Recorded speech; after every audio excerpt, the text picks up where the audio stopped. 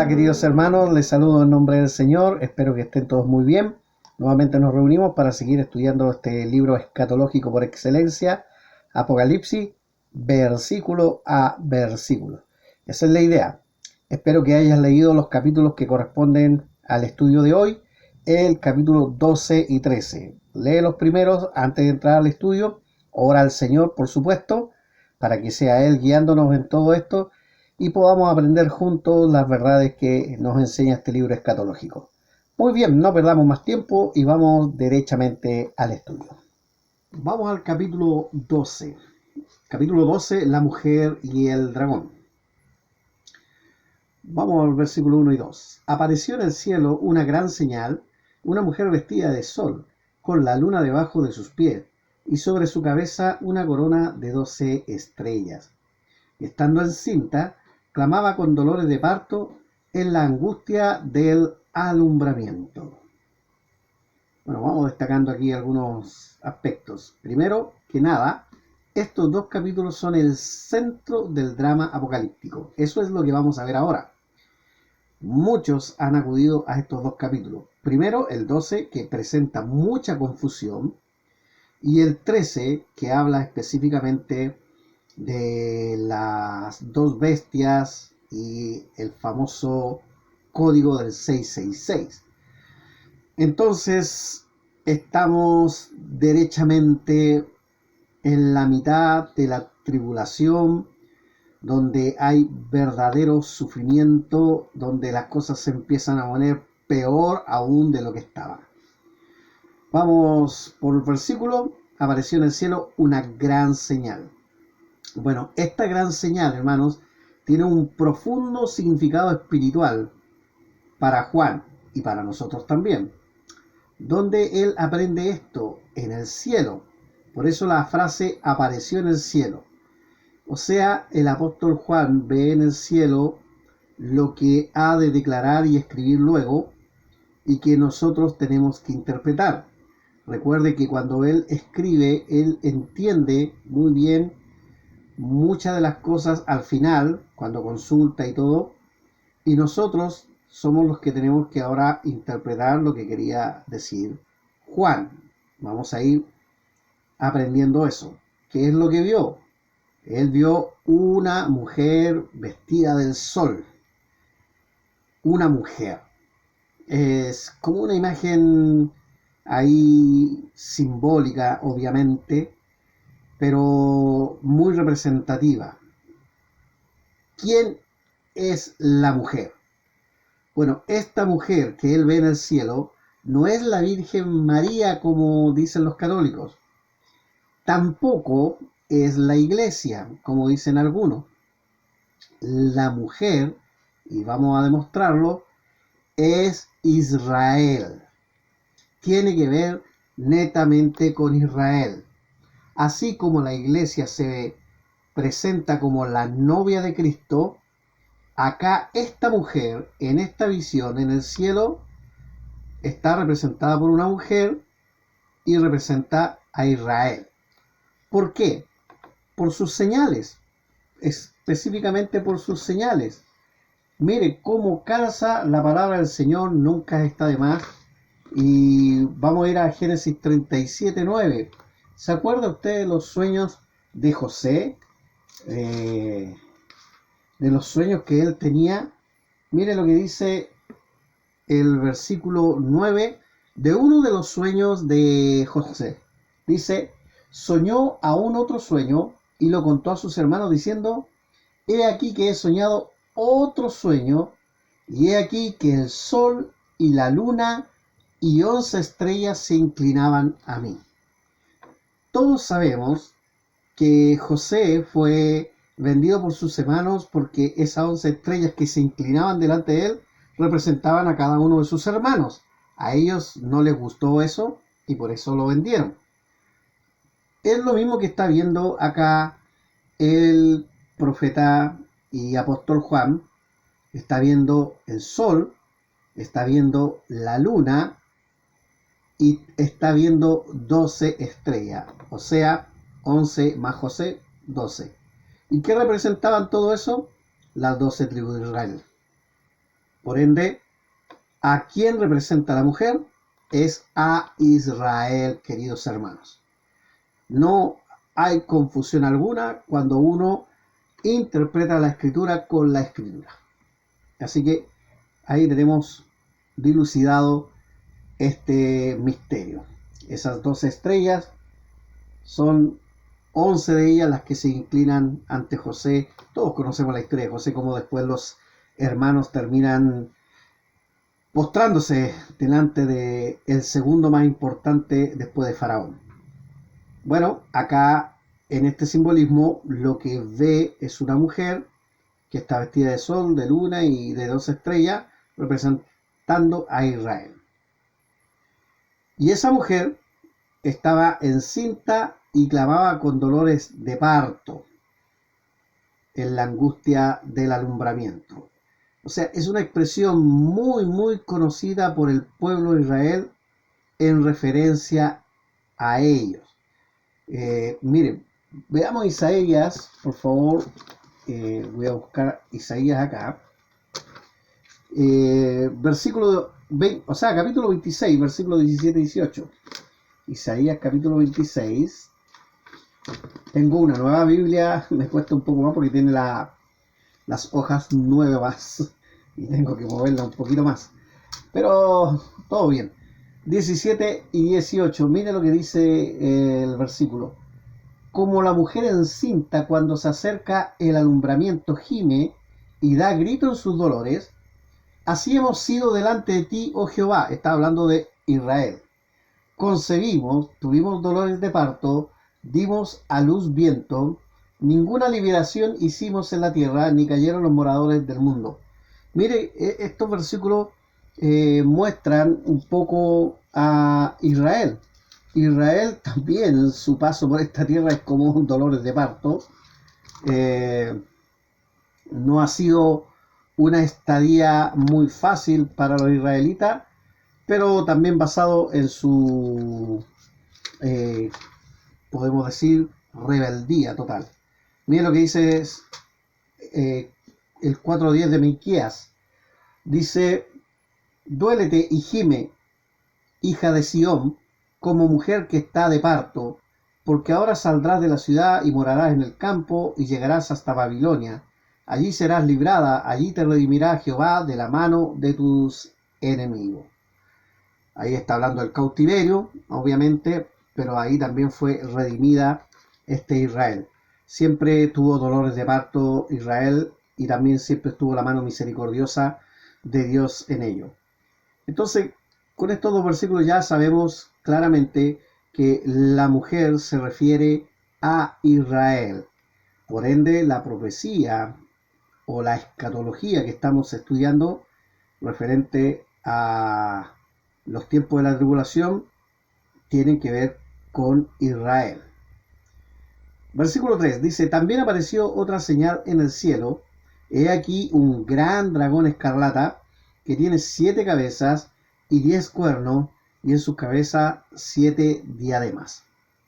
Bueno, queridos hermanos, acá tenemos nosotros otra, ¿cómo podemos decir? Otra señal, porque así dice, señal en el cielo, y tenemos nuevamente a Juan entendiendo esta señal allá en el cielo. O sea, esto no fue una interpretación deliberada de él o de su propia cosecha. Esto él lo vio en el cielo, Dios se lo mostró como una señal para que esto fuera escrito y nos relatara las cosas que han de suceder. ¿Qué es lo que vio ahora en esta segunda señal? Vio al gran dragón escarlata. Y es una referencia, queridos hermanos, a Satanás. Es el gran dragón, gran, o sea, la más grande abominación. Es dragón porque es la serpiente antigua y es de color escarlata, rojo, porque es homicida desde el principio. Es lo mismo que dice Jesucristo en el libro de Juan, capítulo 8:44. Dice, en el 8, versículo 44, todos lo recordarán. Vosotros sois de vuestro padre el diablo, y los deseos de vuestro padre queréis hacer. Él ha sido homicida desde el principio, y no ha permanecido en la verdad, porque no hay verdad en él. Cuando habla mentira, de suyo habla, porque es mentiroso y padre de mentira. Así que este dragón escarlata es Satanás. O sea, en el cielo tiene una visión de una mujer, que es Israel, y del dragón escarlata, ese color propio de la sangre, de los homicidios de este ser abominable. Un dragón terrible, usted sabe que es terrible un dragón. Y este dragón tiene algunas particularidades, que tiene 7 cabezas. Las 7 cabezas son símbolo de plenitud. Su inteligencia, astucia y sagacidad son plenas. Así tiene que ver estas 7 cabezas. O sea, no es que Satanás esté con 7 cabezas, sino que representa esa plenitud. Recuerde que fue el sello de la perfección cuando fue creado. Mire, vamos a ir a Ezequiel 28, que es el gran capítulo que habla un poco de Satanás. 28, 12, y vamos a ver también el versículo 17. 28, 12 dice: Hijo de hombre, levanta endecha sobre el rey de Tiro y dile: así ha dicho Jehová el Señor, tú eres el sello de la perfección, lleno de sabiduría y acabado de hermosura. Bueno, no se confunda. Es verdad que aquí dice: levanta endecha sobre el rey de Tiro. Bueno, el rey de Tiro es un rey pagano, pero toma la figura del rey de Tiro para hablar del mismo Satanás. O sea, podemos decir que el rey de Tiro estaba controlado por Satanás, probablemente hasta poseído por él, y este pagano propio del diablo, diabólico y todo, es usado para hablar derechamente de Satanás. Desde el versículo 12 en adelante hasta el 19 está hablando netamente de Satanás. Aunque menciona a Tiro, vuelvo a decir, al rey, la figura de la que está hablando es de Satanás. Porque en el 13 dice: en Edén, en el huerto de Dios estuviste, de toda piedra preciosa era tu vestidura, etc. Y bueno, el rey de Tiro no estuvo en Edén, Satanás sí. Entonces, ¿de quién está hablando? De Satanás. Pero usa la imagen del pagano rey de Tiro. Eso es importante que lo sepan. ¿Y qué dice de Satanás? Que es el sello de la perfección, lleno de sabiduría y acabado en hermosura. O sea, estas 7 cabezas, usted sabe que el número 7 representa esa plenitud total, al igual que Dios. Esta plenitud total tiene que ver con una creación perfecta. Pero esta creación se reveló. Y ahí pasa a ser imperfecto, obviamente, pero se queda con todos los atributos con los que fue creado. ¿Ah? Con la sabiduría, con la hermosura, con el poderío, y eso es lo que representan sus 7 cabezas. En el 17 dice: se enalteció tu corazón a causa de tu hermosura, corrompiste tu sabiduría a causa de tu esplendor. Yo te arrojaré por tierra, delante de los reyes te pondré para que miren en ti. Entonces, él se veía tan perfecto, tan inigualable, que se llenó de orgullo y se enalteció su corazón. Y todos sabemos la historia: él quiso el trono de Dios, sentía que él debía estar ahí, por eso fue expulsado del cielo. Eso tiene que ver las 7 cabezas, pero también tiene 10 cuernos este gran dragón. Imagínese ya la figura de un dragón con 7 cabezas, 10 cuernos.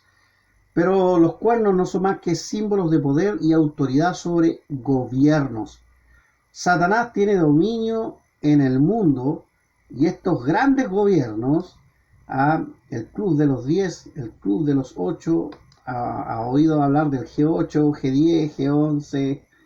Bueno, son los países con más poder. Probablemente muchos de esos países son los que le van a entregar el poder y la autoridad a Satanás. Van a estar controlados por un régimen diabólico. Estos 10 cuernos representan entonces gobiernos. Y en sus cabezas 7 diademas.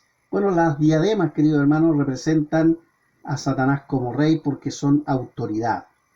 Y Satanás es el que tiene autoridad sobre estas otras autoridades o grandes autoridades.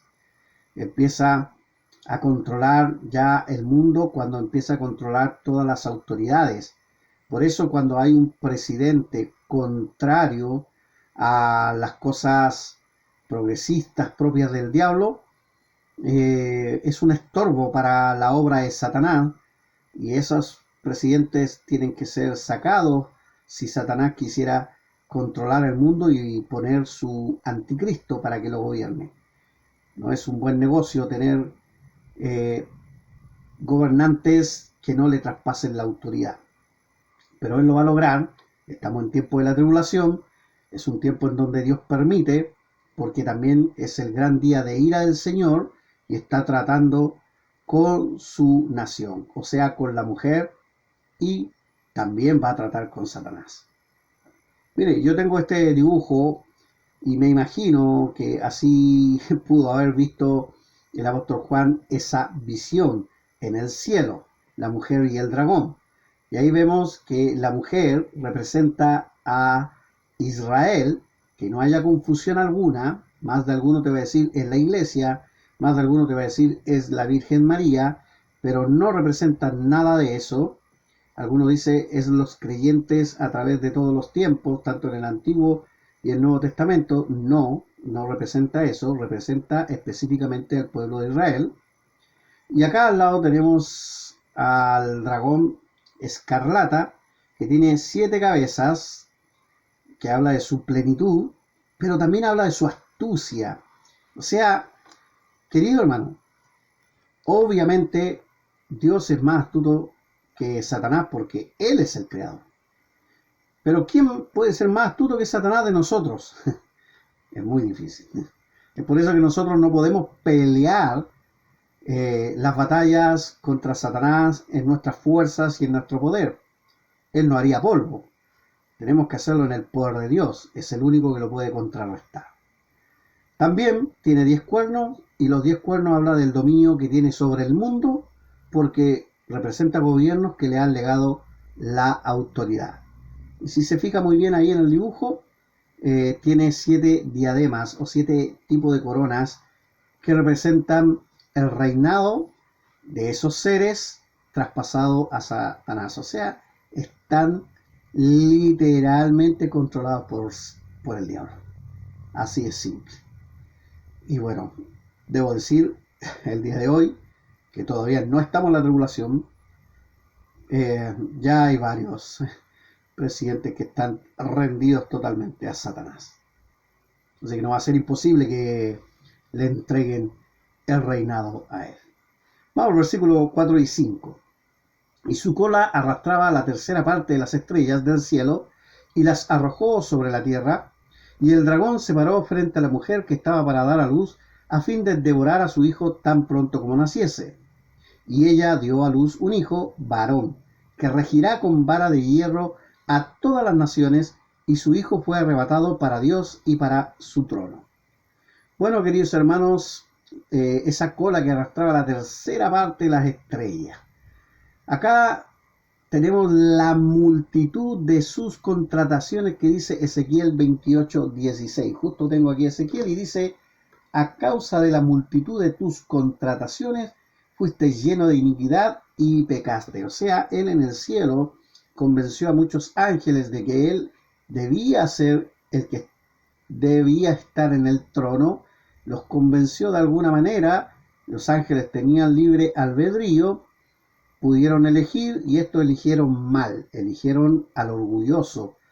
Entonces fue expulsado del cielo junto a la tercera parte de las estrellas del cielo, que se refiere a los demonios. O sea, como dice acá, los ángeles caídos o demonios. Y es un versículo acá, el versículo 4, hermano, en retrospectiva.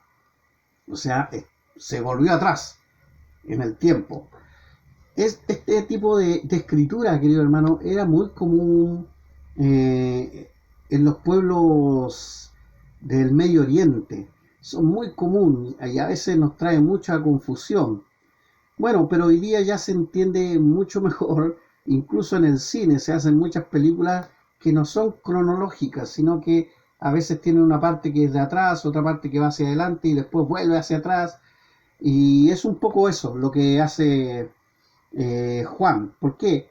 Porque recuerde, y lo repito hasta el cansancio, eh, él está escribiendo a gente que conoce muy bien el Antiguo Testamento.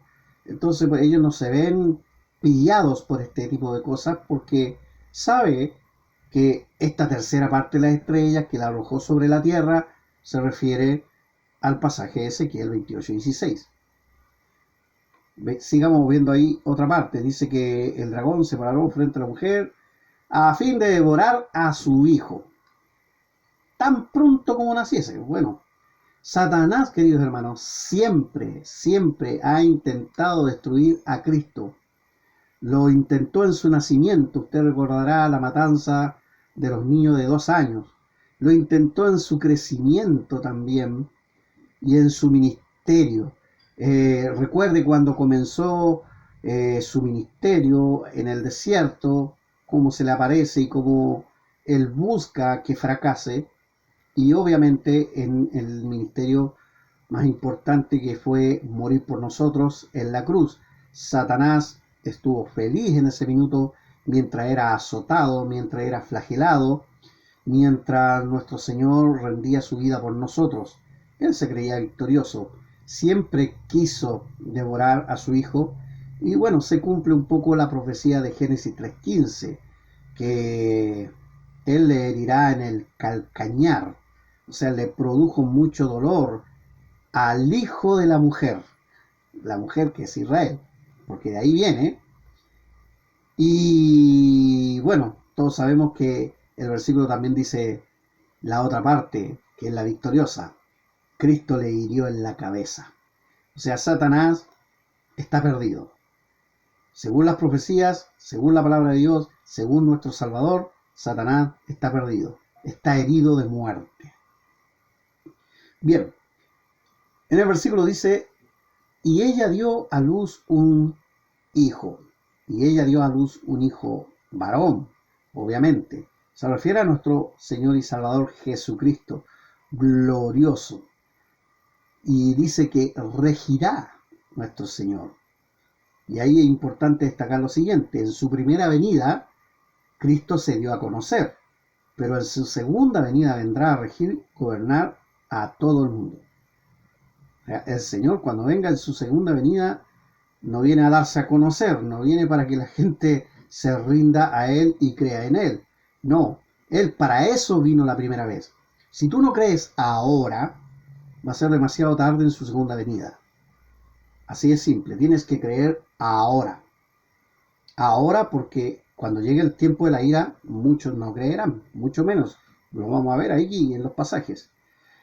También dice, y su hijo fue arrebatado para Dios y para su trono. Obviamente, como dije, estos dos versículos, 4 y 5, están en retrospectiva.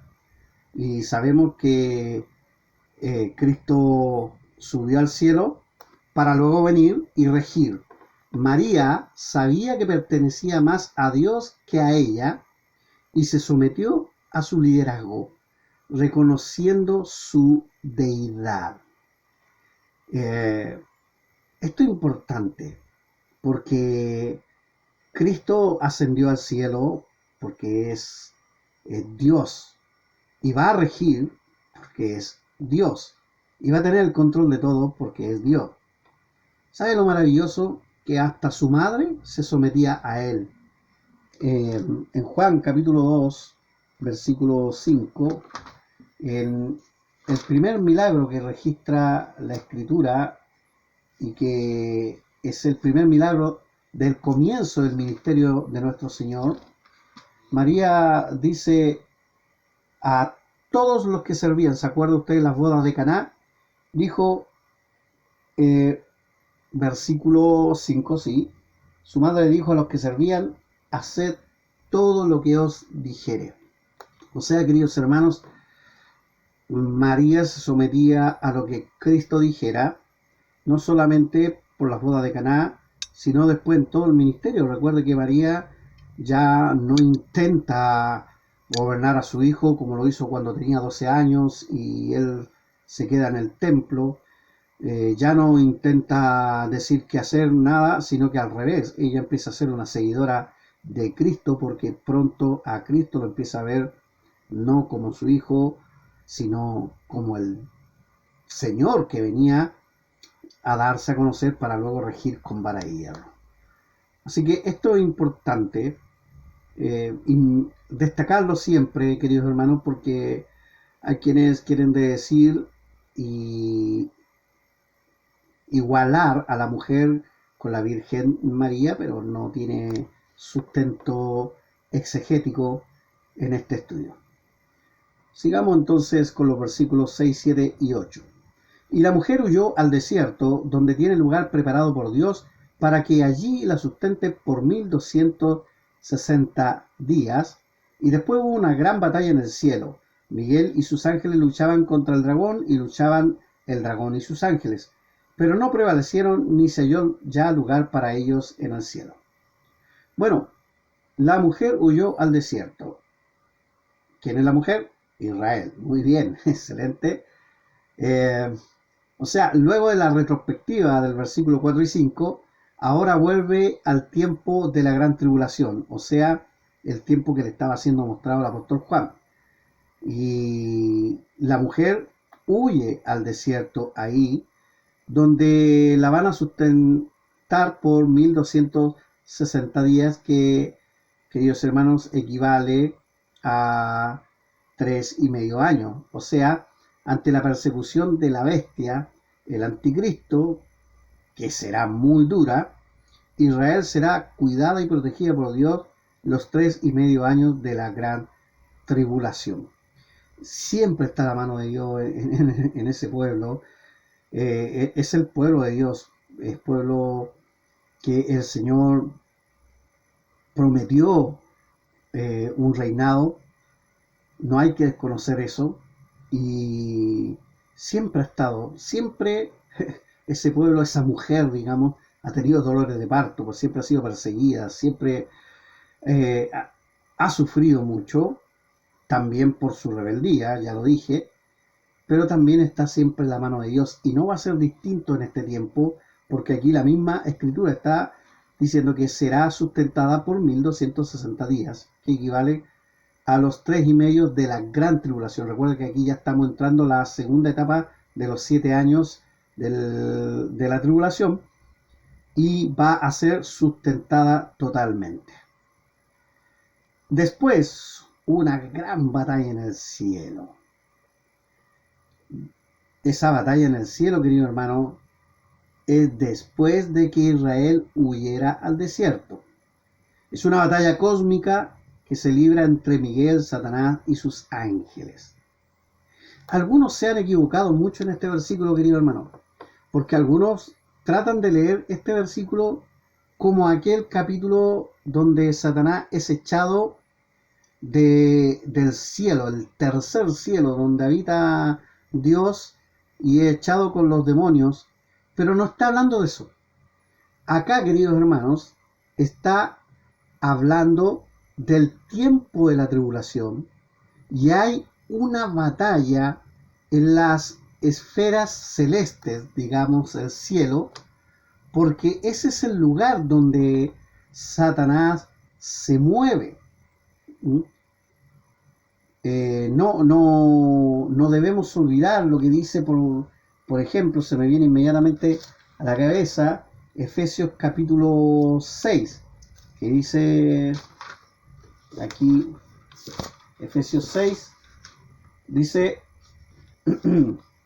porque no tenemos, 6:12, Efesios 6:12, porque no tenemos lucha contra sangre y carne, sino contra principados, contra potestades contra los gobernadores de las tinieblas de este siglo, contra huestes espirituales de maldad en las regiones celestes. Si bien en principio Satanás y sus demonios fueron expulsados de la presencia de Dios directa, pero aún así ellos tienen el poder de estar gobernando en las regiones celestes. Eso significa el cielo y la tierra, ¿ya? Y esa es la lucha que se libra acá. Miguel con sus ángeles, ángeles de Dios, luchaban con el dragón y sus demonios. Pero mire lo que dice el versículo 8, pero no prevalecieron, ni se halló ya lugar para ellos en el cielo. O sea, todas las huestes y potestades terribles y demoníacas que pululaban por los aires, por los cielos, ya no pueden ahora hacer nada, no pueden hacer nada. Mire lo que dice Satanás. Satanás y sus demonios son expulsados de las regiones celestes, como ya leímos, donde gobernaron por tanto tiempo. Mira lo que dice el versículo 2 del capítulo 2 del mismo libro. Dice, en los cuales anduviste en otro tiempo, siguiendo la corriente de este mundo, conforme al príncipe de la potestad del aire, el espíritu que ahora opera en los hijos de desobediencia. Entonces, este versículo no tiene que ver cuando Satanás es expulsado del cielo con sus demonios de la presencia de Dios, sino que tiene que ver con una lucha que se da en el tiempo de la tribulación, donde le es arrebatado lo que le queda de cielo, lo que le queda como hueste y potestad del aire, para ya no engañar más y confinarlo al final solamente a la esfera de la tierra. Por eso dice que ya no se halló lugar para ellos en el cielo. Mire cómo dice los siguientes versículos que nos van a dejar una mejor aclaración. Versículos 9 y 10 dice así: y fue lanzado fuera el gran dragón, la serpiente antigua, que se llama Diablo y Satanás, el cual engaña al mundo entero.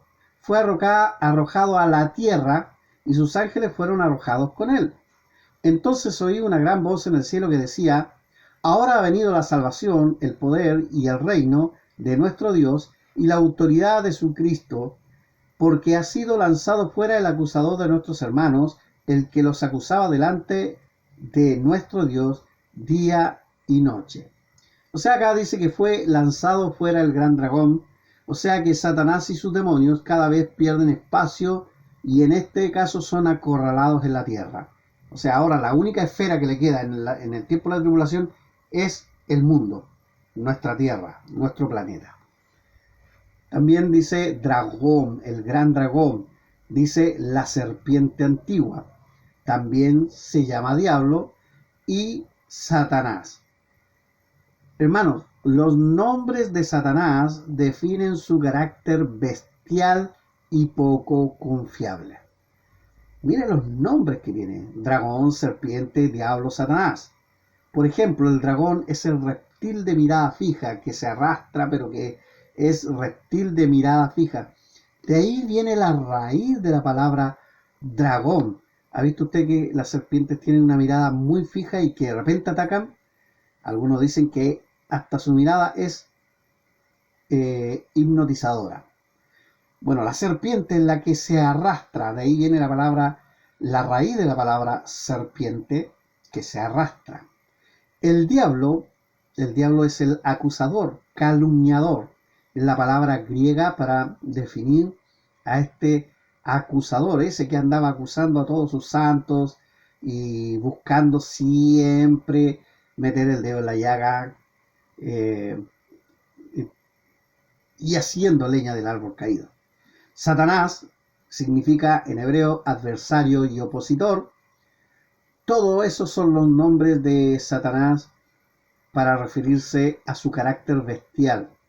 Por ende, no hay confianza en Satanás. Yo no entiendo cómo hay gente que derechamente adora a Satanás, si al final hasta ellos pueden ser engañados por su propio Dios con minúscula.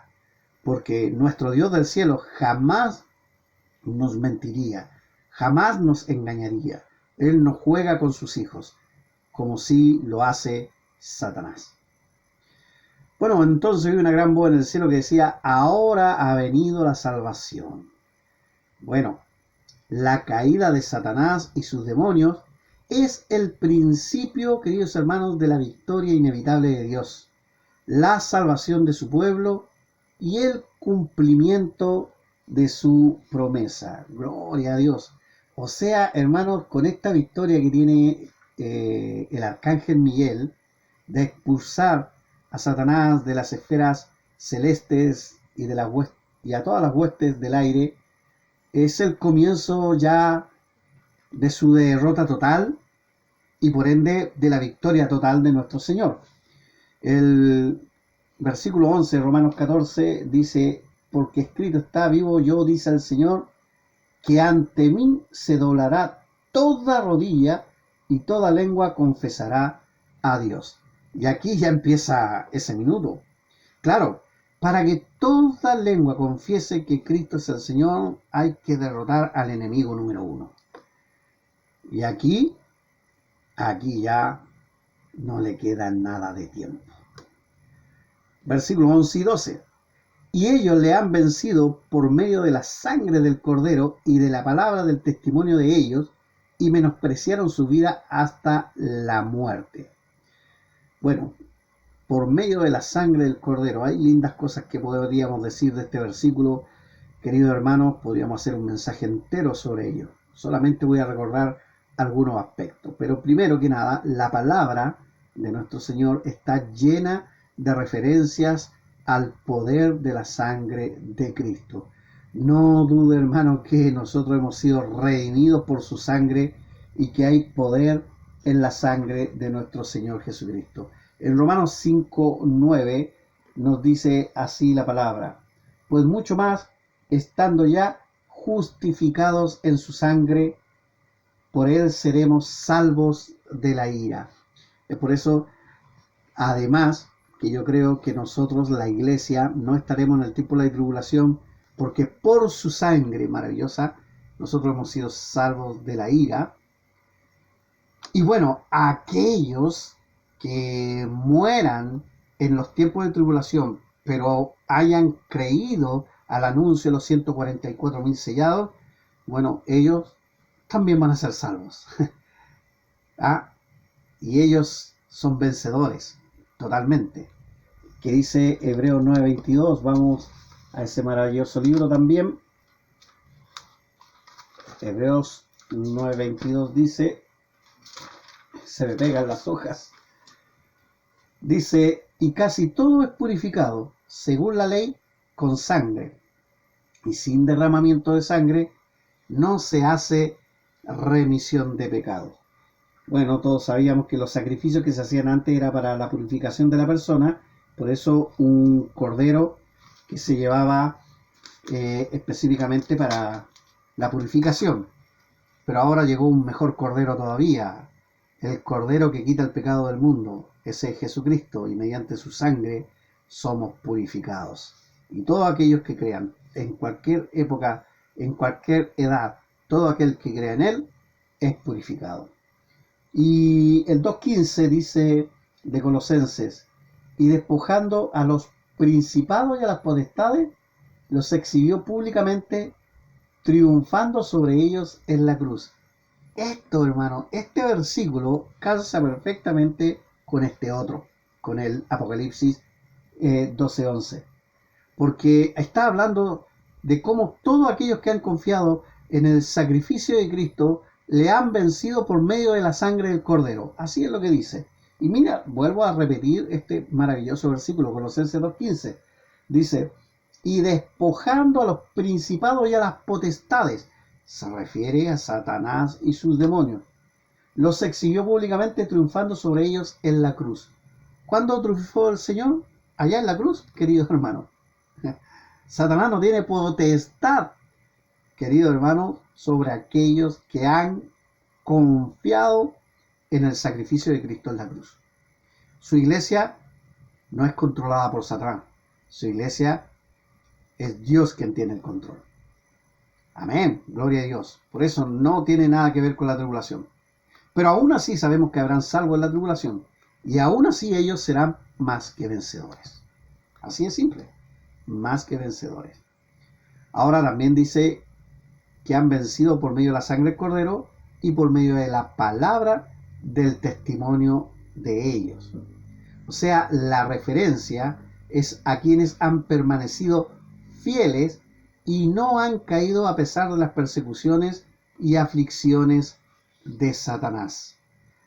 Piense, querido hermano, todo lo que hemos visto, todo lo terrible que va a ser ese minuto, todo lo doloroso, sangriento que va a ser el tiempo de la tribulación, para muchos es como la parte donde el mundo llega como a su culminación, digamos. Muchos dicen el fin del mundo, aunque la verdad no es así, pero lo pareciera, porque es tan terrible y mucha gente va a ser perseguida en ese tiempo, pero va a tener igual fe en el Señor. Por la palabra del testimonio de ellos, el Señor ve sus frutos.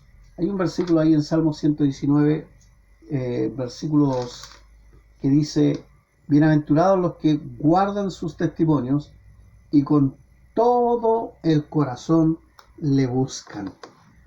Y estos van a ser bienaventurados. Y yo me saco el sombrero ante los que vayan a creer en esta época, porque en los tiempos actuales, los nuestros, todavía es muy fácil ser cristiano. ¿Para qué estamos con cosas? Nosotros tenemos una facilidad de vida cristiana, y en los tiempos de la tribulación ser un cristiano va a ser muy complicado.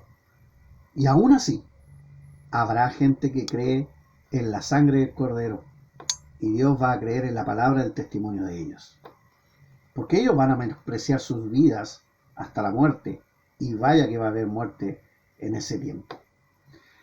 El versículo 2 dice: por lo cual alegraos cielos y los que moráis en ellos, ay de los moradores de la tierra y del mar, porque el diablo ha descendido a vosotros con gran ira, sabiendo que tiene poco tiempo. Mientras en los cielos se vive una gran victoria por haber expulsado a Satanás de todas las esferas celestes, en el breve tiempo que le queda, Satanás redoblará su ira en la tierra, y es por eso que dice: ¡ay de los moradores de la tierra y del mar!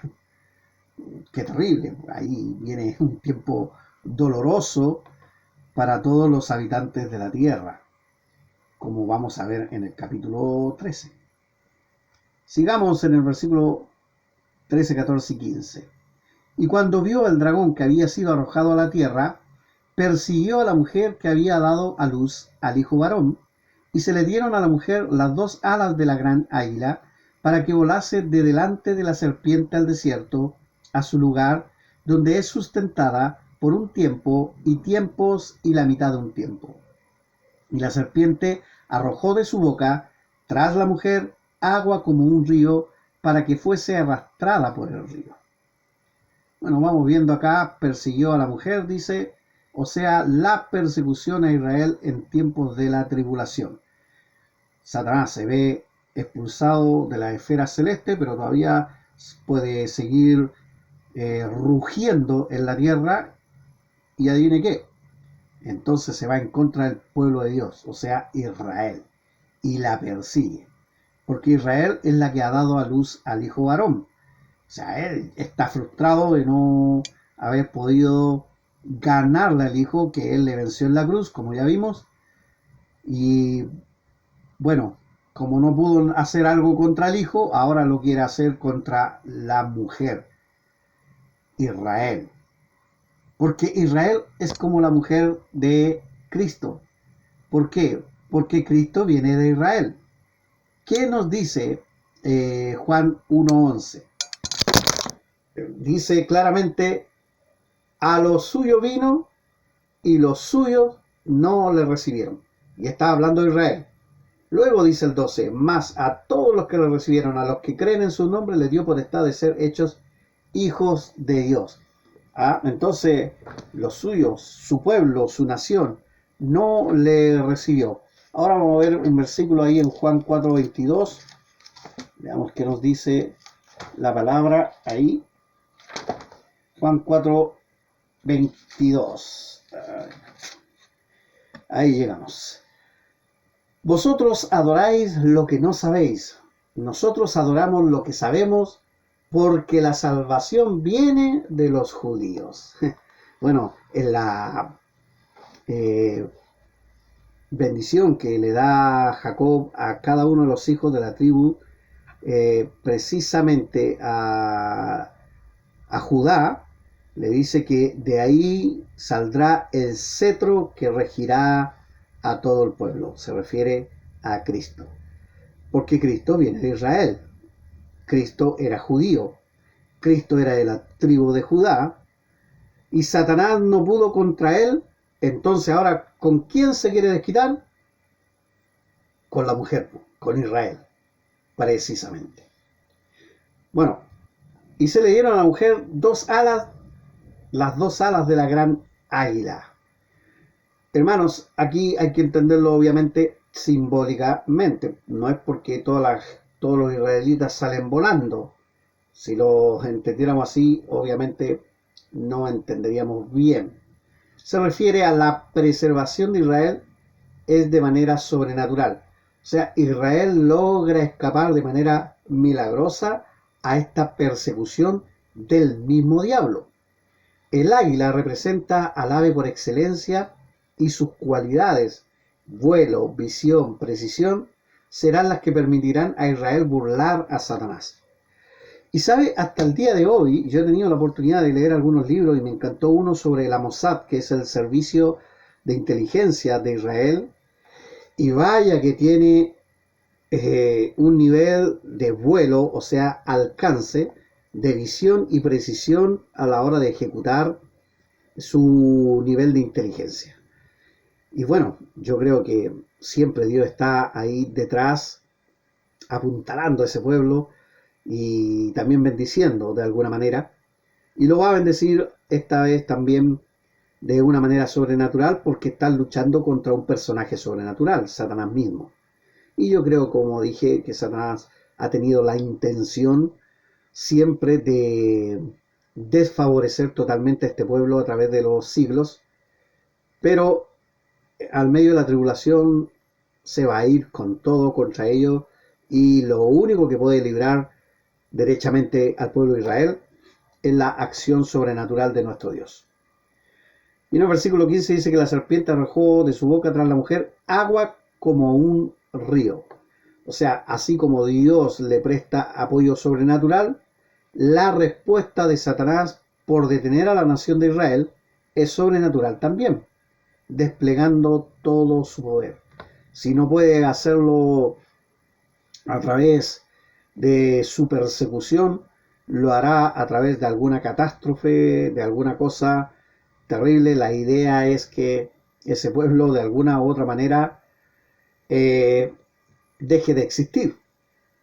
O sea, es un choque de poderes sobrenaturales. Obviamente sabemos quién gana, gloria a Dios. Versículos 16 y 17. Pero la tierra ayudó a la mujer, pues la tierra abrió su boca y tragó el río que el dragón había echado de su boca. Entonces el dragón se llenó de ira contra la mujer y se fue a hacer guerra contra el resto de la descendencia de ella, los que guardan los mandamientos de Dios y tienen el testimonio de Jesucristo. Veamos aquí un poco. Dice, pero la tierra ayudó a la mujer, pues la tierra abrió su boca. Hermanos, la respuesta a la acción sobrenatural de Satanás es sobrenatural. Porque como dije, es una guerra sobrenatural entre Dios y el diablo. Y muchas veces la tierra fue la que libró a la nación de Israel en muchas luchas. Inmediatamente se me viene a mí la rebelión de Coré y cómo se los tragó la tierra literalmente a todos aquellos desobedientes que se rebelaron contra Moisés allá en el desierto. En Éxodo 15:2, voy a ese libro, dice lo siguiente.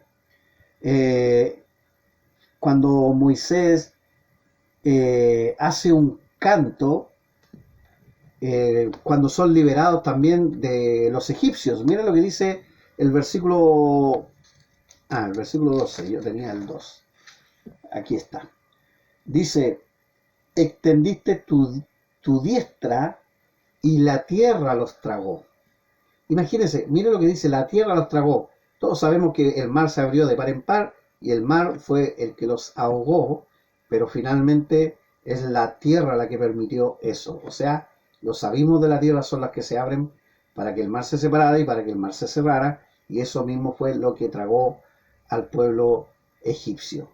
También, como dije, la rebelión de Coré es la misma tierra la que se los traga. Y veamos lo que dice el Salmo 106, 17. Salmo 106. Ya estoy en Salmo, hermano. Biblia nueva, hojas nuevas. Versículo 17. Dice lo siguiente. Entonces se abrió la tierra y tragó a Datán y cubrió la compañía de Abiram. O sea, Dios siempre ayuda a Israel ante la rebeldía y Datán fue tragado por la misma tierra. O sea, ¿qué decimos con esto? Que muchas veces la tierra fue la que libró a la nación de Israel. O sea, no es que la tierra esté viva, sino que por acción de Dios utiliza la tierra. El diablo puede usar los ríos, los mares, Dios siempre puede utilizar otra cosa, en este caso la tierra, porque Dios no puede ser burlado, hermano. Nosotros los hombres no lo podemos burlar, tampoco Satanás y su demonio, con todo su poderío, tampoco lo pueden burlar. Por eso, hermano, estamos contentos de estar del lado de Dios. Vamos al último versículo del capítulo. Dice, entonces el dragón se llenó de ira contra la mujer y se fue a hacer guerra contra el resto de la descendencia de ella. O sea, ¿cuál es la descendencia natural del pueblo de Israel? Es la que está esparcida por todo el mundo predicando. Porque primero Satanás se va contra Israel. El Israel, la nación, esa que está ahí en el Medio Oriente. No puede destruirla. Entonces ahora se va a hacer guerra contra el resto de su descendencia, o sea, la descendencia que está esparcida por todo el mundo predicando. ¿Quiénes son? Son los 144.000 sellados, los que guardan los mandamientos de Dios, pero que también son objeto de la ira de Satanás. Porque eso es lo que dice ahí. Se fue a hacer guerra contra los restos de la descendencia de ella, los que guardan los mandamientos de Dios. ¿Y quiénes son los que guardan los mandamientos de Dios hasta ese minuto y tienen el testimonio de Jesucristo? Los 144.000 sellados que son de la nación de Israel. Así que, ¿contra quién se va a hacer guerra? Contra los 144.000. ¿Se la puede con ellos? Tampoco, porque Dios los sostiene. ¡Qué maravilloso nuestro Señor! Y qué protegidos estamos delante de un Dios tan grande. Nunca se suelte de la mano, Señor, querido hermano, porque usted está bajo un poder maravilloso que le va a proteger aún contra este ser tan maligno. Muy bien, aquí terminamos este capítulo, un capítulo donde pudimos ver como conclusión que la mujer es Israel, el dragón es Satanás, que siempre buscó su destrucción y la destrucción de su Hijo Jesucristo. No pudo, y Miguel con sus ángeles le echan en medio de la tribulación del cielo, de las esferas celestes, de la potestad del aire. Ya no pueden andar por ahí, ahora empiezan a pulular a través de la tierra y en su rabia y en su ira se quiere desquitar nuevamente con la mujer. No puede, y como no puede, ahora parte a destruir a todos aquellos que están esparcidos, su descendencia, que son los 144.000 sellados, pero tampoco puede. Pelea con los santos y tampoco puede. Si bien hay muchos que mueren, si bien hay muchos que son mártires, pero siempre terminan victoriosos, porque aún los que mueren en Cristo son victoriosos en el cielo. Muy bien.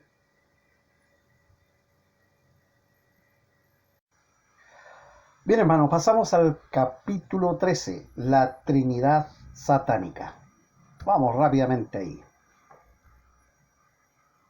Dice: me paré sobre la arena del mar y vi subir del mar una bestia que tenía 7 cabezas y 10 cuernos, y en sus cuernos 10 diademas, y sobre sus cabezas un nombre blasfemo.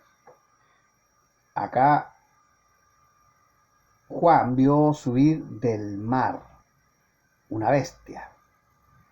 Bueno, el mar, queridos hermanos, es un símbolo de la gente inconversa. En el libro de Isaías, por ejemplo, 57, versículo 20, nosotros muchas veces usamos la expresión un mar de gente. Bueno, también era parecido para los del pueblo de Israel, y dice: pero los impíos son como el mar en tempestad, que no puede estarse quieto, y sus aguas arrojan cieno y lodo. Y bueno, y del mar se arroja este personaje que viene a continuación en este capítulo. Una bestia, dice acá la escritura. Y esa bestia, queridos hermanos, es el anticristo anunciado, y su descripción bestia habla de su carácter interno, insensible y orgulloso en extremo, tal como lo fue su padre, pues su creador, que es Satanás. Vamos a 2 de Tesalonicenses, capítulo 2. 2 de Tesalonicenses, capítulo 2, veamos qué nos dice el pasaje. Versículo 3. Aquí lo tengo. Nadie os engañe en ninguna manera, porque no vendrá sin que antes venga la apostasía y se manifieste el hombre de pecado, el hijo de perdición. Así que esta bestia no es más que el anticristo, el hombre de pecado, el hijo de perdición. Es el que estaba anunciado. O sea, básicamente, hermano, el anticristo aparece en el principio de la tribulación, pero acá lo que está describiendo es que este personaje realmente tiene apariencia de cordero, pero no es más que un lobo rapaz, no es más que una bestia terrible y despiadada. Y esa parte bestial de él comienza precisamente en los 3 y medio de la gran tribulación. Así que este personaje se describe con esa característica, bestial, que tiene 7 cabezas, y ya dijimos que las 7 cabezas representan plenitud y relación estrecha con el dragón de 7 cabezas, o sea, son uña y mugre ambos. Y también habla de los 10 cuernos, al igual que Satanás, o sea, 10 reyes que entregarán su autoridad total a la bestia. Si usted va al libro de Daniel, vamos a ir ahora al 7:24, pero ¿sabe? La idea es que usted pueda leer todo el capítulo, porque dice mucho este capítulo y habla precisamente de este personaje, de esta abominación desoladora. Pero mire lo que dice el 7:24. Y los 10 cuernos significan que aquel reino se levantarán 10 reyes, y tras ellos se levantará otro, el cual será diferente de los primeros, y a 3 reyes derribará. O sea, el poder y la autoridad del anticristo es despiadada, destruye a 3 reyes de los 10, y él se queda con el mando completo, y por eso todo el resto le entrega la autoridad. Eso en cuanto a lo que describe Daniel. Por eso lo animo a que vea un poco el capítulo de Daniel, capítulo 7, es muy bueno y revela muchas cosas. Dice: y en sus cuernos tiene 10 diademas, o sea, toda la autoridad. Así como espiritualmente Satanás es su autoridad, ahora en el mundo es la persona visible de la autoridad de Satanás, y él tiene el control en el mundo. Y bueno, sobre sus cabezas un nombre blasfemo. Ahí está. Hermanos, Satanás y el anticristo son de la misma cepa, y él siempre quiere imitar a Cristo, así como Satanás quiere imitar a Dios, y llevar la adoración de la gente a Satanás. O sea, una de las tareas del anticristo es que adoren a Satanás, que es su Dios, con minúscula, y ese, querido hermano, es su nombre blasfemo. Eh, porque es blasfemia en sí. Recuerde que su nombre va a representar lo peor del mundo, y su nombre está asociado a las peores blasfemias del mundo. Es por eso que en su cabeza no hay más que blasfemias. Daniel 7:25 dice: y hablará palabras contra el Altísimo, y a los santos del Altísimo quebrantará, y pensará en cambiar los tiempos y la ley, y serán entregados en su mano hasta tiempo y tiempos y medio tiempo. O sea, la autoridad total que va a tener sobre los 3,5 años de la gran tribulación. Bueno, un hombre blasfemo es el anticristo, sin duda. Versículo 2. Y la bestia que vi era semejante a un leopardo, y sus pies como de oso, y su boca como boca de león, y el dragón le dio su poder y su trono y grande autoridad. Bueno, mire, aquí leopardo, oso, boca de león, hermanos, son las características ya reveladas a Daniel en el capítulo 7, y que representa a los 4 imperios grandes que le han precedido. Recuerde que ¿cuáles son los 4 imperios grandes representados en estos animales? Bueno, primero Babilonia, segundo los medo-persas, tercero los griegos, y el cuarto imperio el romano, que es el que sigue hasta el final, y es el peor de todos. Ahora, acá está hablando de la bestia. Dice que la bestia era semejante a un leopardo, a un oso, a un león. ¿Por qué? Porque la verdad es que la bestia es la combinación de todos esos imperios. Si algo malo tuvieron esos imperios, este las tiene todas. O sea, es terrible. Y eso se deja ver tanto en los escritos de Daniel, donde se muestra que el último imperio es el peor de todo, y se deja ver también aquí en el Apocalipsis. Entonces, por eso remito a todo el estudioso al capítulo 7 de Daniel. Dice que el dragón le dio su poder a la bestia, que es el anticristo, y le dio su trono, y le dio grande autoridad. Todo este poder es otorgado por Satanás, tal como estuvo detrás de los otros imperios paganos, pero con más fuerza y vigor implacable y terrible que todos los otros juntos. No tengo ninguna duda que Satanás animó los imperios anteriores. De hecho, todo el paganismo viene de la Babilonia, de los medo-persas, de los griegos y de los romanos.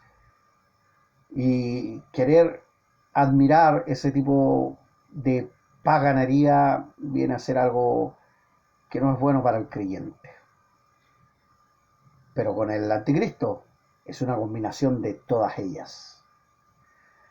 3 y 4 dice: vi una de sus cabezas como herida de muerte, pero su herida mortal fue sanada, y se maravilló toda la tierra en pos de la bestia. Y adoraron al dragón, que había dado autoridad a la bestia, y adoraron a la bestia diciendo: ¿quién como la bestia y quién podrá luchar contra ella? Bueno, primero que nada, tiene una herida de muerte. Y este, hermano, es un pobre plagio de una muerte y resurrección, emulando la tremenda victoria de Cristo, que él sí tuvo herida de muerte, de hecho murió, pero resucitó al tercer día. Bueno, aquí tenemos en el anticristo o la bestia tratando de imitar a Cristo.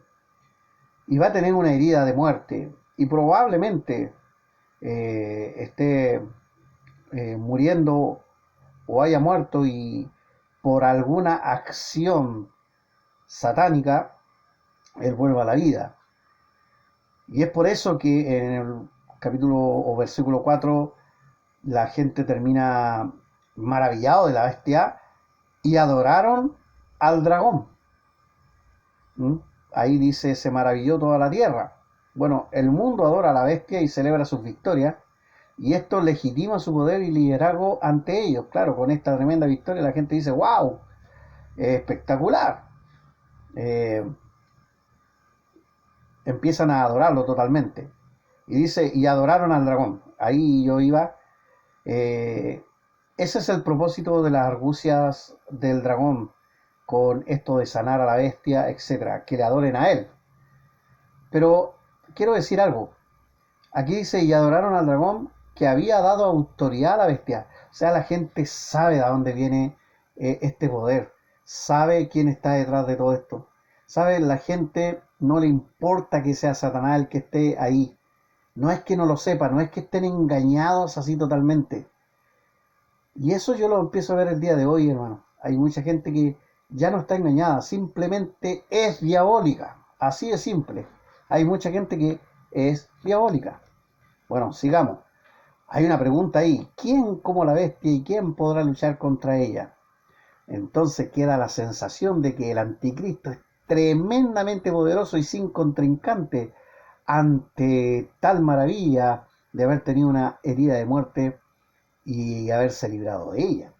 Bueno, aquí tenemos un hombre portentoso que nadie puede contra él, así piensa la gente.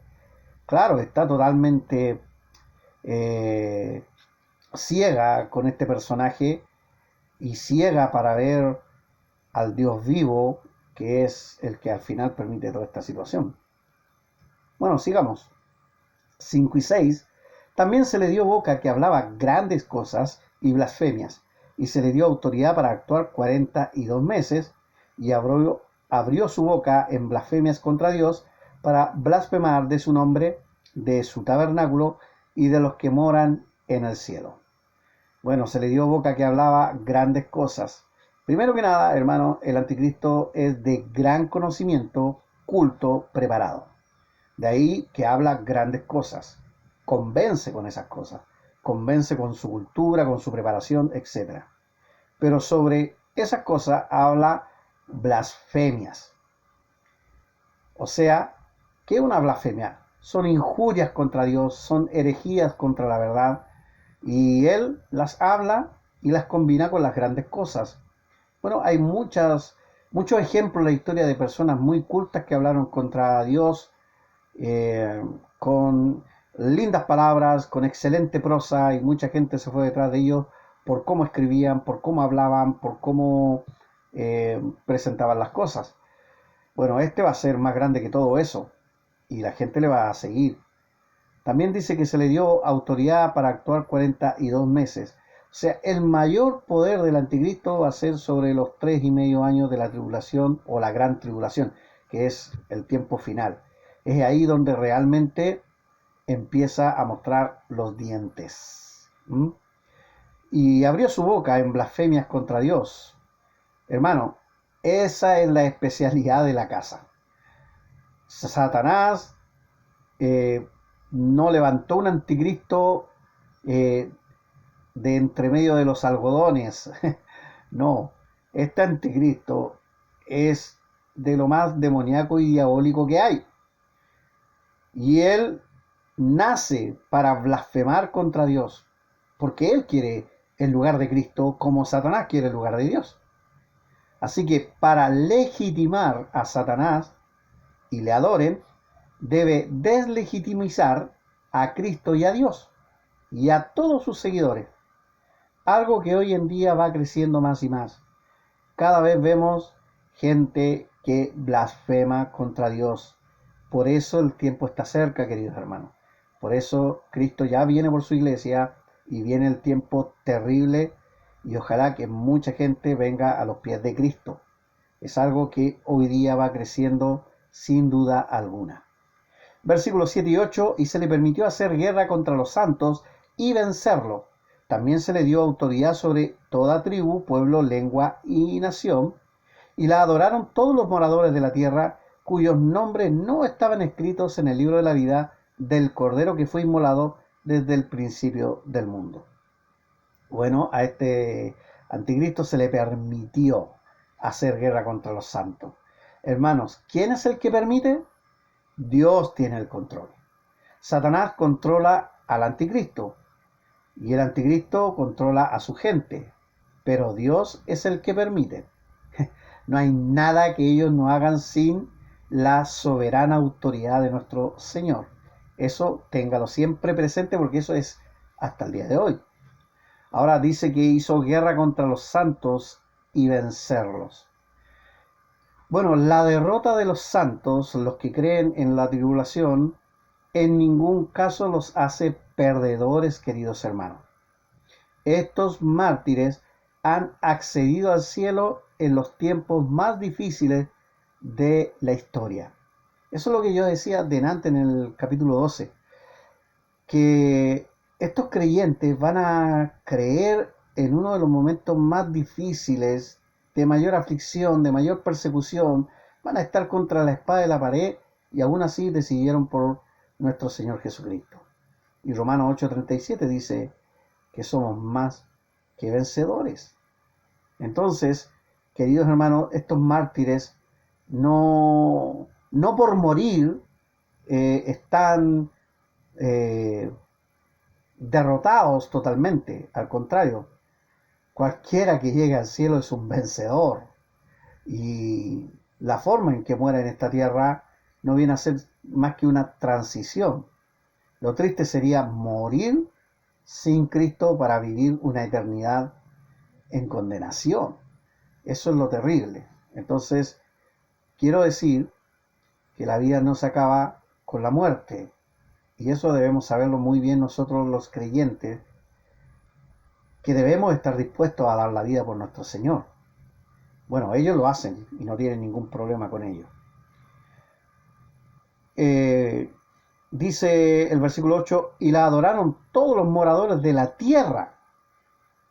Todos los moradores de la tierra. O sea, sus victorias producen seguidores que no están dispuestos a seguir a Cristo. Claro, porque dice cuyos nombres no estaban escritos en el libro de la vida. Así que todas las victorias que tiene el anticristo producen seguidores. Obviamente, el mundo entero casi le sigue. Pero ellos no están dispuestos a seguir a Cristo y por ello no están en el libro de la vida. Del Cordero que fue inmolado desde el principio del mundo. Mira, hermano, aquí yo puse una frase. La salvación de Dios es de antes de la fundación del mundo. Nosotros fuimos escogidos antes de la fundación del mundo. Y Dios, que es el autor soberano de un plan maravilloso de salvación, Él lo sabía desde antes de la fundación del mundo.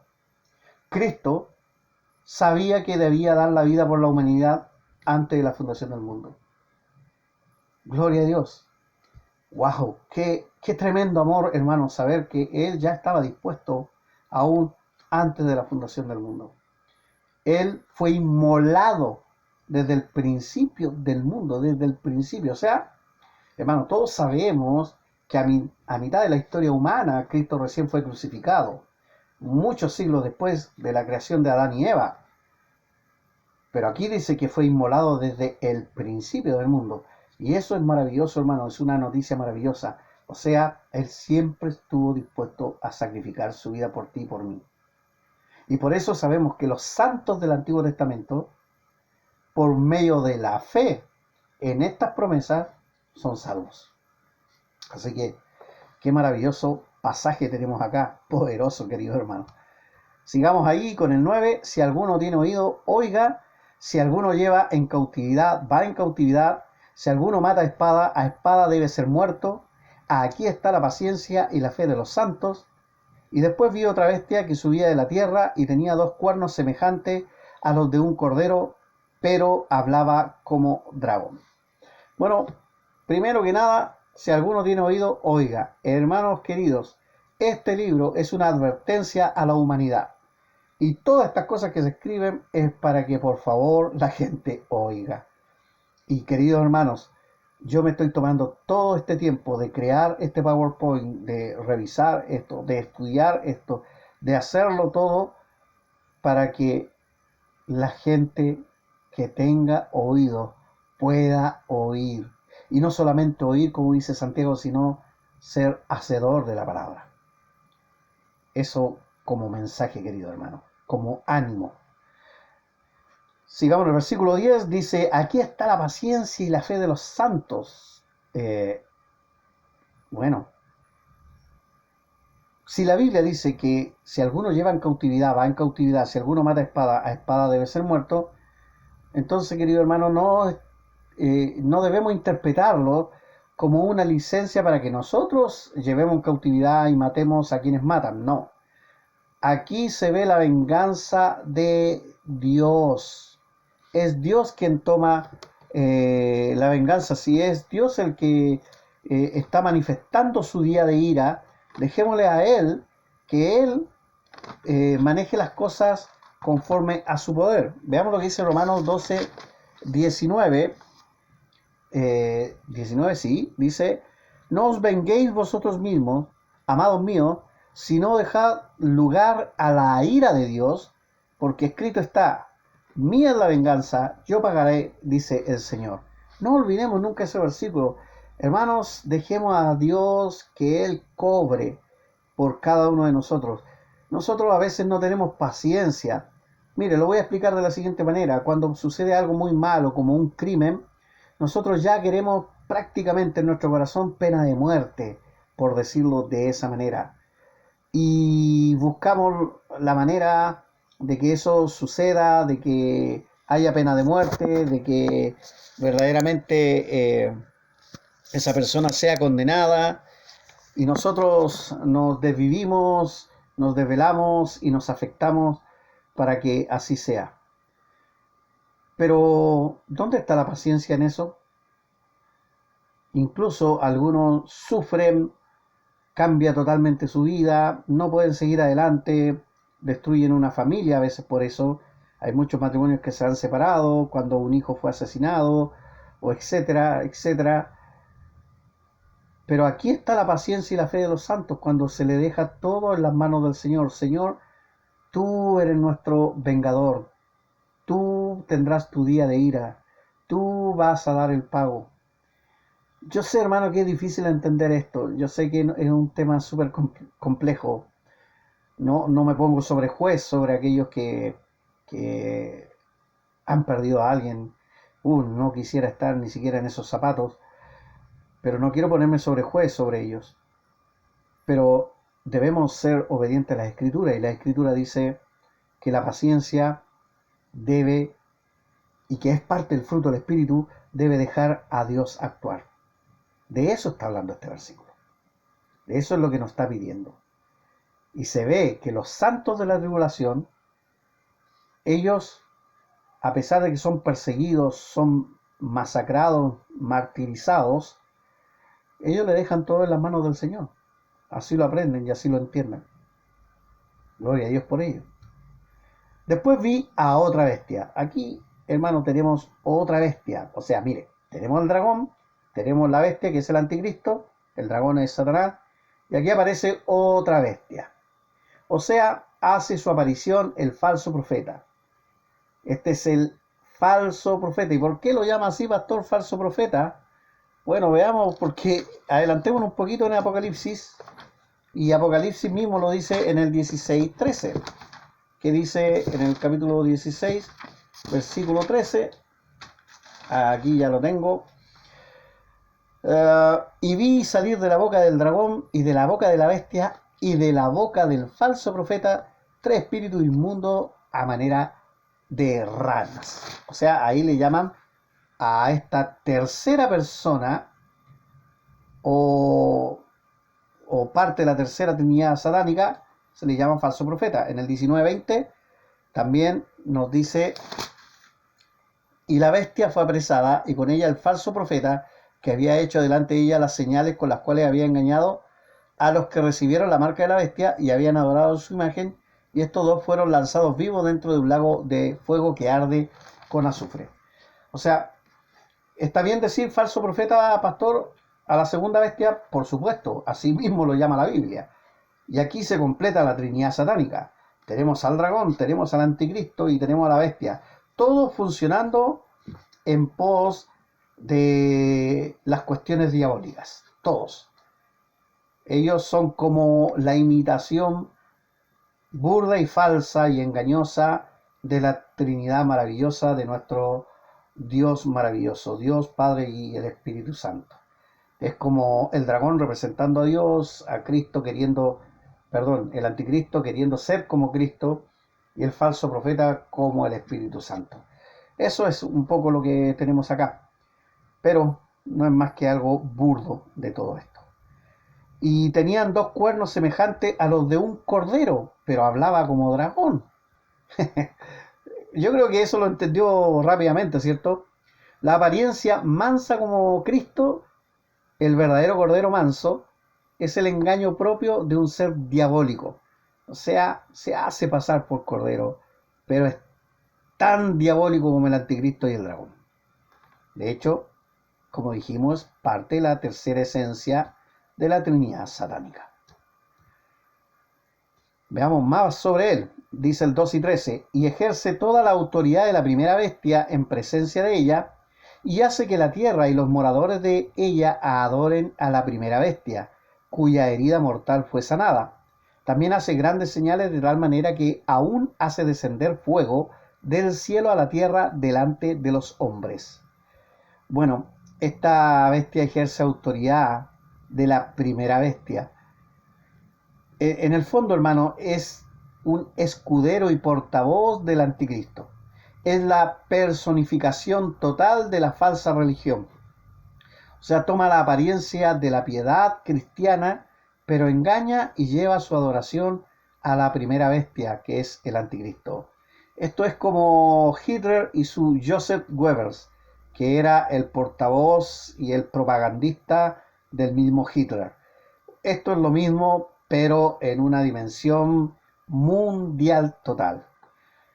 Bueno, también dice que hace grandes señales de tal manera que aún hace descender fuego del cielo.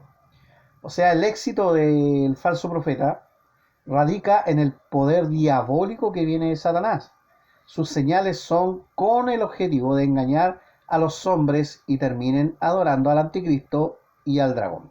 Esa es su función, llevarlos a que adoren a ellos. 14 y 15, y engaña a los moradores de la tierra con las señales que se le ha permitido hacer en presencia de la bestia, mandando a los moradores de la tierra que le hagan imagen a la bestia que tiene la herida de espada y vivió. Y se le permitió infundir aliento a la imagen de la bestia para que la imagen hablase e hiciese matar a todo el que no la adorase. Veamos qué nos quieren decir esto de la imagen de la bestia, porque mandó a hacer una imagen de la bestia. Inmediatamente me recuerda a la historia de Nabucodonosor, porque es similar a esa historia. La historia, ¿se acuerda usted de la estatua que él manda a adorar? Pero acá la diferencia es que el mundo entero serán los adoradores, no solamente parte del reino babilónico, como lo era en aquella época. Bueno, ahí tenemos que destacar a Sadrach, Mesach y Abednego, que no se arrodillan delante de esa imagen, y Dios los defendió sobrenaturalmente. Maravillosamente nuestro Señor hizo algo ahí. Pero acá tenemos algo, hermano, que ya es de carácter mundial. Una imagen de la bestia promovida por el falso profeta, para que le adoren. Bueno, eso es lo que están buscando. Ahora, a esa imagen se le permitió infundir aliento a la imagen. O sea, de alguna manera, puede ser sobrenatural o tecnológicamente, la imagen comunica el deseo del anticristo. Al igual que el pregonero de la historia de Daniel, so pena de muerte. Recuerde que en la historia de Daniel, Nabucodonosor tenía sus pregoneros que hablaban de esa imagen y que tenían que arrodillarse y adorarle como Dios. Bueno, acá la imagen junto con el falso profeta son los pregoneros para que el anticristo sea adorado. Bueno, eso es lo que ellos siempre han buscado. 16, 17. Y hacía la bestia o la segunda bestia, el falso profeta, y a través de la imagen, hacía que a todos, pequeños y grandes, ricos y pobres, libres y esclavos, se les pusiese una marca en la mano derecha o en la frente, y que ninguno pudiese comprar ni vender, sino el que tuviese la marca o el nombre de la bestia o el número de su nombre. Bueno, acá llegamos a esa famosa marca que va a estar en la mano derecha o en la frente en los tiempos de la tribulación. Primero quiero decir que la adoración del anticristo va acompañada de una exigencia que determinará las posibilidades económicas de las personas. ¿Y cuál es la exigencia? Tienen que llevar una marca en su mano derecha o en la frente. Y eso involucra adorar a la bestia. Y bueno, dice que ninguno pudiese comprar ni vender. Bueno, la naturaleza de la marca es diferente a la marca del Espíritu Santo, queridos hermanos.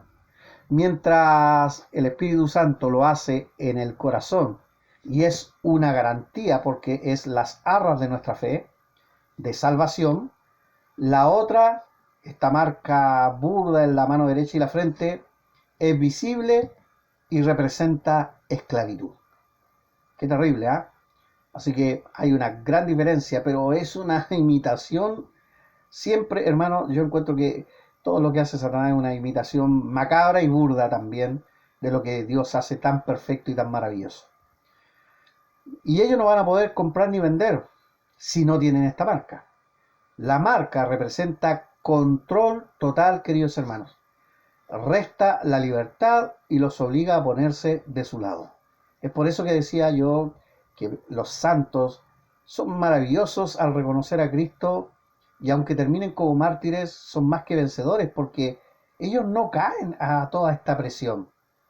¿Qué haría usted, querido hermano, si hoy día le negaran comer a usted y a sus hijos solamente por ser cristiano? ¿Dejaría la cristiandad? ¿Dejaría los caminos del Señor? ¿Apostataría? Preguntas difíciles, ¿no? Bueno, vuelvo a insistir, un verdadero cristiano lo es hasta la muerte si es necesario. Y aquí llegamos, hermanos, a este versículo enigmático, difícil y que ha sido una especulación de manera gigante. Leámonos. Versículo 18. Aquí hay sabiduría. El que tiene entendimiento, cuente el número de la bestia, pues es número de hombre, y su número es 666. Digamos algunas cosas sobre esto. Primero, este es el versículo más enigmático y que lleva a confusión de toda la Biblia, sin duda alguna. Y es enigmático porque creyentes y no creyentes ya quieren descifrarlo a la primera leída. Es difícil, eso no es posible. Muchos han tratado de diversas formas de descifrar el número, creando un sinfín de especulaciones que no conducen a nada. Así que, querido hermano, desde ya le advierto, no crea todo lo que lea. Se dicen tantas cosas de este pasaje y de todo este capítulo que es mejor tener mucho cuidado. Y como ya hemos enseñado y lo sabe muy bien el estudioso de la Biblia se interpreta con la Biblia. Amén. Así debe ser. Mientras muchos, por morbo, pierden el tiempo con este tema, lo mejor es saber de aquel que se ha dado a conocer a los hombres, Cristo. Porque es verdad, queridos hermanos, ¿sabe? Mucha gente ha perdido el tiempo con esto. Ha perdido el tiempo buscando conocer y identificar a la bestia. ¿Quién será el anticristo? Pero la verdad es que es mejor conocer a aquel que se dio a conocer en su primera venida, que es nuestro Señor Jesucristo. Y nuestro Señor Jesucristo lo hizo para que tú creyeses en Él, para que tuvieses fe en Él, depositaras todo en Él y pudieses vivir para Él y darle gloria a Él. Y a Él hay que conocerlo. En Él tenemos que gastar todo nuestro tiempo, todas nuestras fuerzas, todas nuestras energías. Ahora dejemos que la Biblia nos vaya relatando sobre estas cosas. Mire, querido hermano, se ha dicho tanto de la marca de la bestia, que es un chip. Ese está en boga el día de hoy. También se ha dicho que el código de barra es la marca de la bestia. Podría ser un código de barra que usted tenga en la cabeza o en la mano. ¿Por qué? Porque las barras que están al principio, al medio y al final, en el código binario significa 666. También algunos han dicho que no es ni un chip ni una barra, sino que el anticristo ya estuvo en la tierra. Fue Nerón o fueron los César. Porque antiguamente las letras tenían una numeración también. Y combinado con eso en el idioma hebreo daba 666. Entonces ahí está la respuesta, dijeron algunos. Pero el problema es que Nerón y César ya han pasado siglos desde su existencia y el mundo sigue avanzando. Por lo tanto, eso no es verdad. Y aquí hay uno que es más plausible, muchos han caído en esto y dicen que es el Papa. ¿Por qué el Papa? Porque el Papa como nombre de oficio tiene Vicarius Filii Dei. Eso significa que él es el vicario de Dios o representante de Dios. Y eso es en el idioma latín. Y como dijimos, las letras tienen una numeración y llevado a esa numeración da 666. Y aquí yo hago un pequeño alto y digo lo siguiente. Siempre he creído lo que la Biblia dice. Dice que el imperio romano es el imperio que perdura hasta el final, pero en combinación con el barro cocido, y de donde sale el anticristo. Y eso no significa que los papas sean el anticristo, no, para nada. El anticristo es un personaje totalmente distinto. Pero sí creo que la Roma católica está detrás de muchas de estas cosas. Ellos van a ser probablemente la religión falsa y unificada que va a permitir el ecumenismo falso de un orden mundial. Por ende, probablemente este 666 esté hablando más que de definir un papa como el anticristo, sino como un sistema religioso anticristiano. Bueno, los adventistas dicen que el domingo es la marca de la bestia. Y eso lo creen hasta el día de hoy. Tenga mucho cuidado. Hay muchos adventistas que se presentan como personas que creen en la escritura fielmente, pero la verdad es que a veces creen más en los dichos de Elena de White que en la propia escritura. Ellos dicen que el sábado es el sello de Dios, el séptimo día, y que el primer día de la semana, que es domingo, es la marca de la bestia porque ahí se adoraba al sol. Bueno, he enseñado antes sobre esto y lo único que voy a decir es que cada día tiene un dios pagano, incluido el sábado.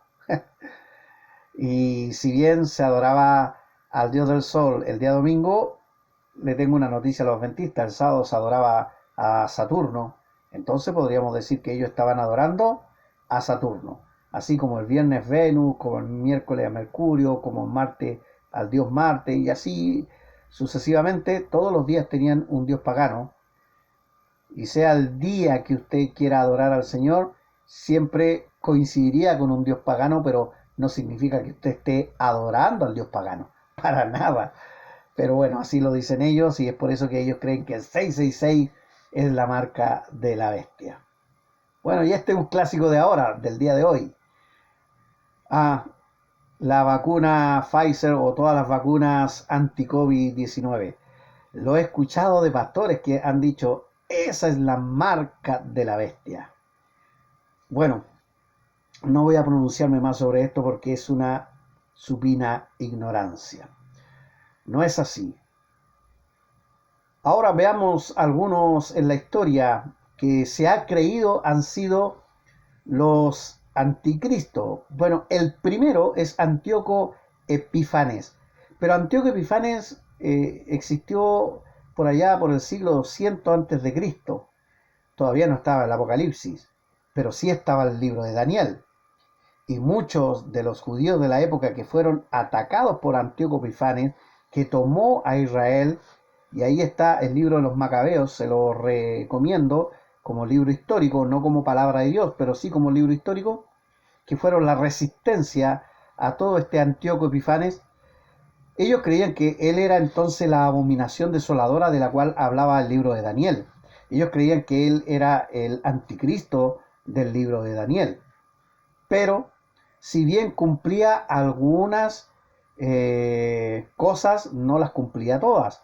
Y evidentemente no es el anticristo, porque el tiempo siguió llegando y avanzando después. Incluso se escribió el Nuevo Testamento y se escribió el Apocalipsis, dándonos otros datos realmente del anticristo.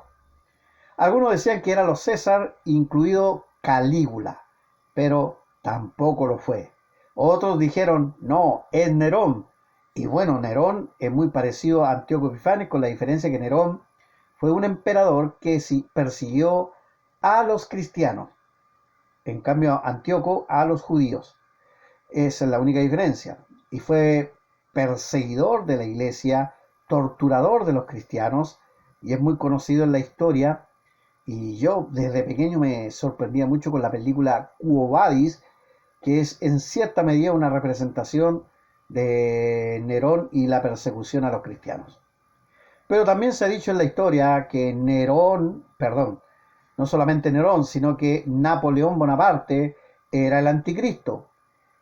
Y se buscaban fórmulas para que los nombres de todo esto coincidiera con el 666. Pero sabemos que Napoleón no lo fue, si bien fue un líder implacable.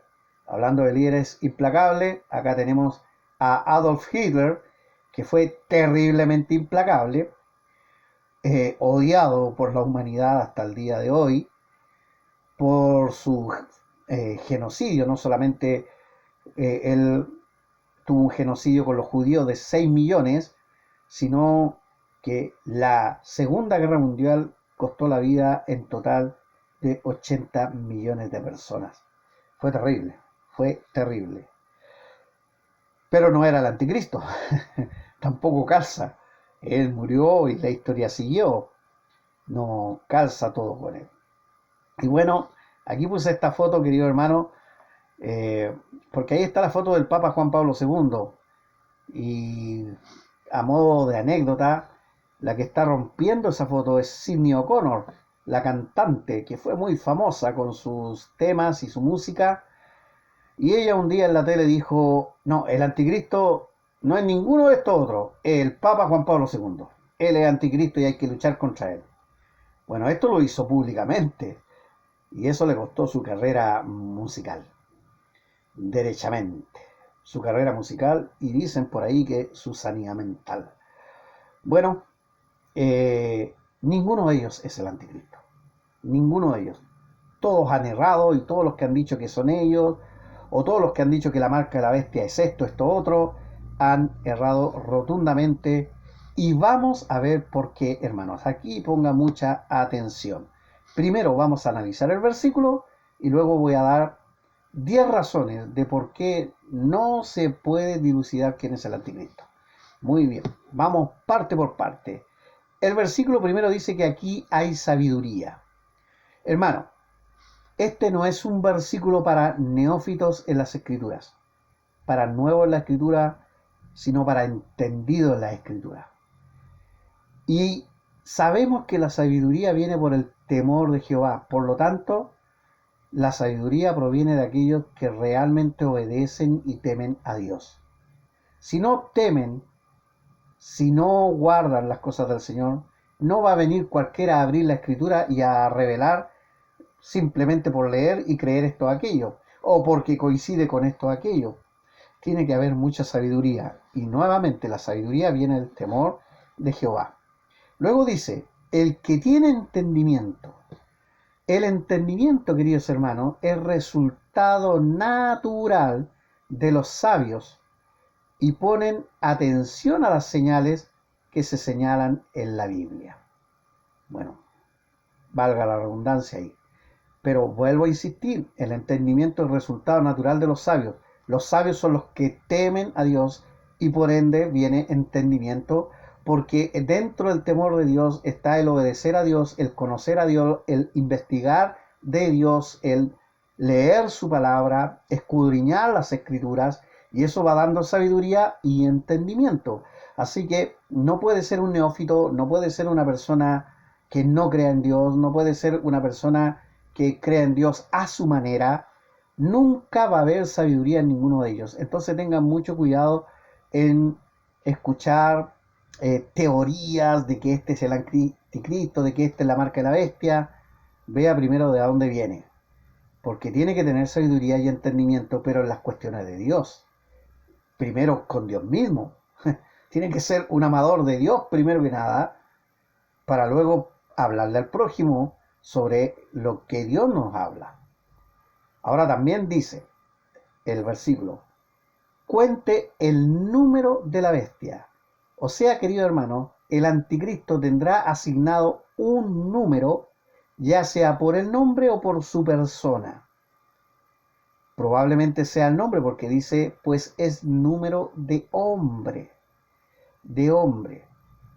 Pero él va a tener asignado un número, ya, probablemente por su nombre o por su persona.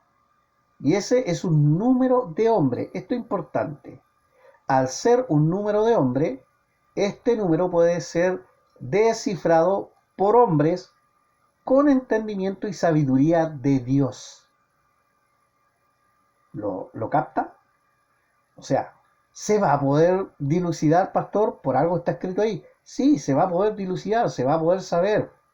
Entonces, ¿por qué hoy no se ha descifrado o no se ha descubierto cuál es el 666 o cuál es el anticristo?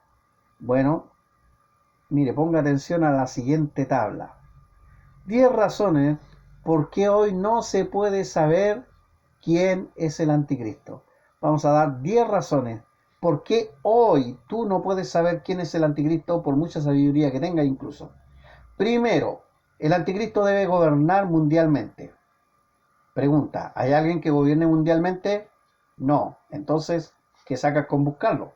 Segundo, el anticristo debe perseguir implacablemente a Israel y a los creyentes de la tribulación. ¿Sucede esa persecución a nivel mundial, tanto con Israel como con los creyentes? No. Entonces no saca nada con buscarlo. Tercero, en el principio, el anticristo debe lograr la paz con Israel. ¿Se ha logrado esa paz?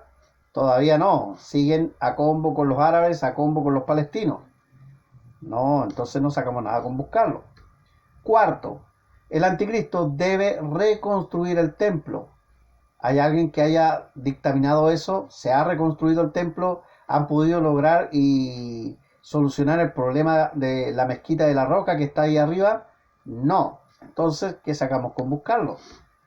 Quinto, el anticristo debe buscar adoración para sí y Satanás.